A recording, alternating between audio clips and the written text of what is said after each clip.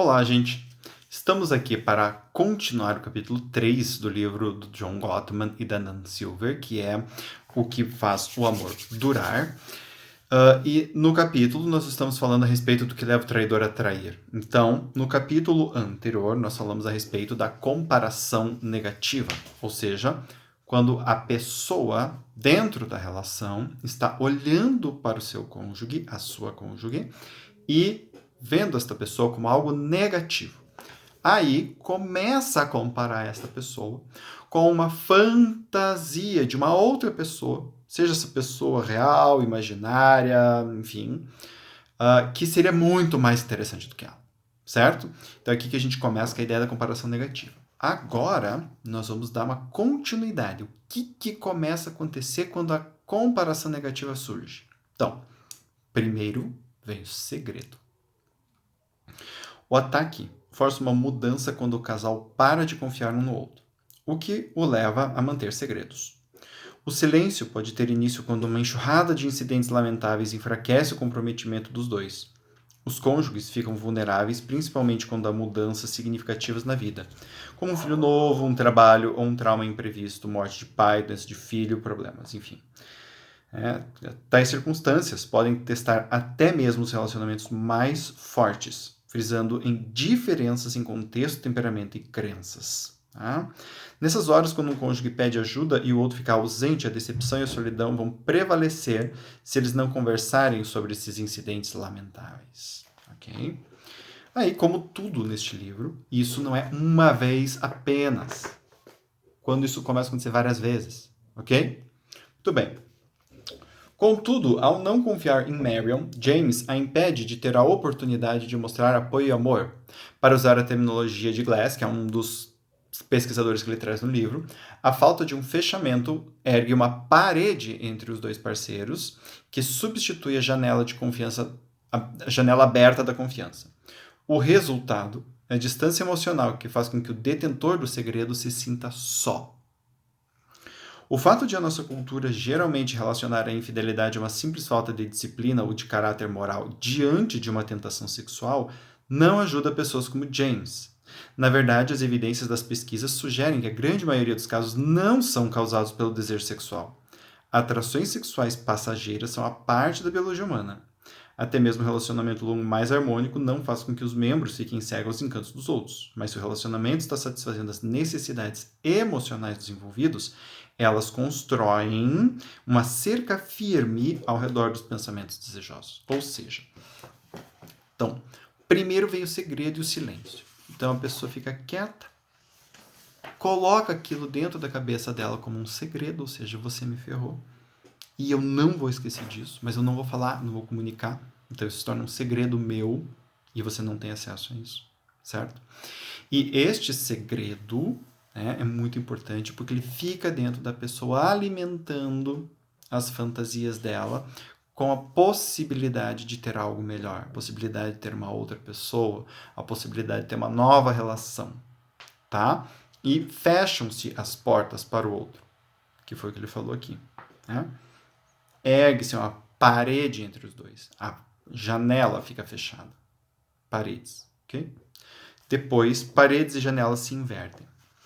O maior perigo da arquitetura, que chamam de casa do relacionamento sensato, ocorre quando a infelicidade faz com que um parceiro como James alivie seu coração com uma pessoa nova.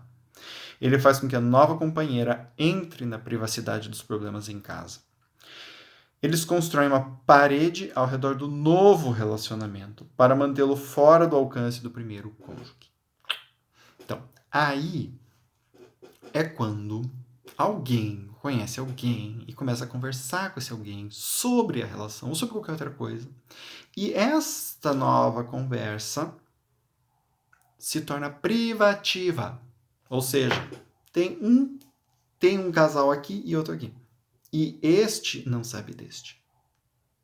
Este até sabe deste. Mas este não sabe deste. Este saber deste é uma coisa que pode acontecer ou não.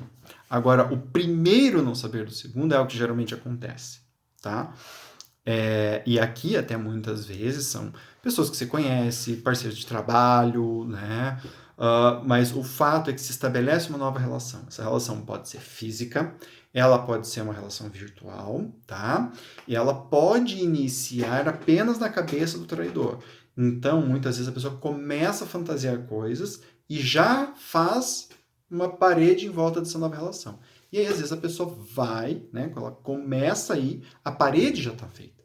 Então, às vezes, nem tem a intimidade real, mas a parede já está construída, tá? Muito bem.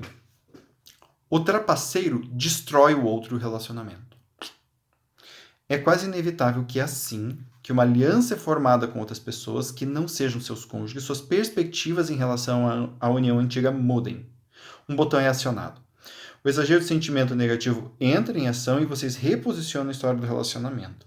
Vocês se concentram nas qualidades negativas do outro e minimizam os traços positivos do outro. Agora, vocês enxergam seus cônjuges protetores como pessoas obcecadas pelo controle, pessoas do mal, pessoas que vão te sacanear, que vão fazer você perder a sua liberdade, que não vão deixar você sair com seus amigos, que nunca entendem o que vocês querem e por aí vai, tá? Então, neste momento, tá, em que, como ele diz aqui, o trapaceiro destrói o outro e a relação, é um momento em que eu já estabeleci um novo relacionamento. Agora eu posso destruir o outro. Então aqui eu falo tudo que tem de ruim, tudo que tem de mal. E como aqui é muito gostoso, eu olho para lá e falo, que nhaca, pelo amor de Deus, essa pessoa não sabe o que ela tá fazendo da vida, que nojo, que isso, que aquilo. E o relacionamento antigo me show completamente. Né? Porque na comparação negativa, isso ainda está aqui. Neste momento, eu estou transformando isso em realidade subjetiva e compartilhada com outra pessoa. Então, outra pessoa está sabendo do que eu estou passando e está falando, nossa, mas que chato isso. Nossa, tua mulher faz isso. Nossa, teu namorado é assim. Nossa, que cara babaca. Tá entendendo? Então, essas coisas começam a dar concretude àquelas comparações negativas que antes eram mais imaginadas. Então, o traidor acha que o outro não é confiável. Olha que legal. Quando as janelas e paredes se invertem, fazendo com que o lar adoeça, o relacionamento sofre uma irônica tragédia. O traidor em potencial começa a desconfiar do outro. Vocês podem achar que o oposto aconteceria, mas quando analiso as interações desses casais nas objetividades do laboratório, os resultados são claros. Manter um segredo cria distância. Quanto mais desconectado o futuro traidor se sente, menos ele ou ela acredita no outro, que é visto como cada vez menos confiável, apesar de ser o traidor o responsável pela ruptura. Olha que interessante. Né? Então, o que acontece? Como eu nutro aquela imagem negativa de você, né, quer me sacanear, você, aos meus olhos, se torna cada vez menos confiável. E aí eu tenho uma realidade compartilhada com outra pessoa que reforça isso. Você tá vendo? Eu tô sendo idiota de continuar com você, pelo amor de Deus. Eu tenho que ir embora logo daqui. E a partir deste momento, você, para mim, você é o traidor. Né? O cônjuge em dúvidas abriga dois pensamentos contrários. O cônjuge inocente, porém infeliz, é visto como se fosse coisas para si, como se só fizesse coisas para si. O cônjuge em dúvida abriga dois pensamentos contrários. Ainda estou casado e estou me apaixonando por outra pessoa. Para resolver essa dissonância cognitiva, o cônjuge desleal geralmente decide que o outro deve levar a culpa porque ele ou ela se sente vulnerável e só. Não é culpa minha, não fiz nada de errado, fui forçado a fazer isso por puro desespero. E eu canso de escutar isso das pessoas que traem em consultório. Não é culpa minha. Né? Não fiz nada de errado. Qualquer um na minha situação teria feito o mesmo. Isso, quando ele fala de dissonância cognitiva, é porque esses dois pensamentos estão ao mesmo tempo. Ou seja, estou casado e estou me apaixonando por outra pessoa.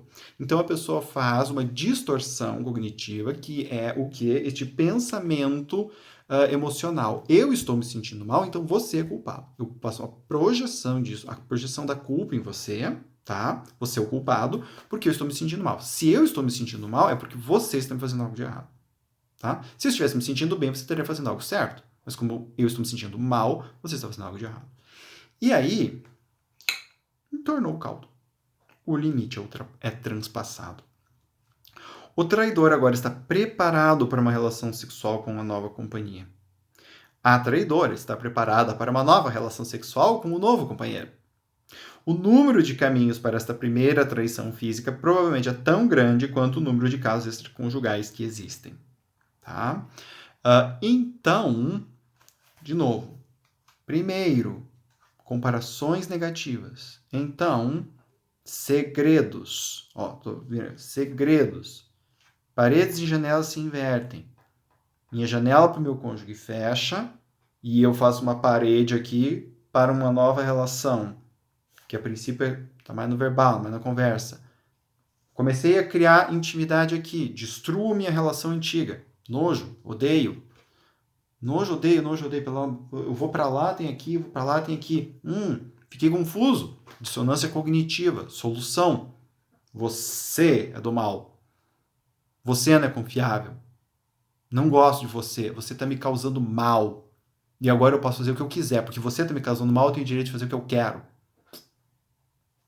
Traição. Óbvio. Nada disso daqui vem sem dor, né, gente? Tanto para um quanto para outro. Sempre assim, tá? Então, identifique-se, perceba, evite, converse. Hashtag fica a dica, tá bom? Beijo grande, até a próxima.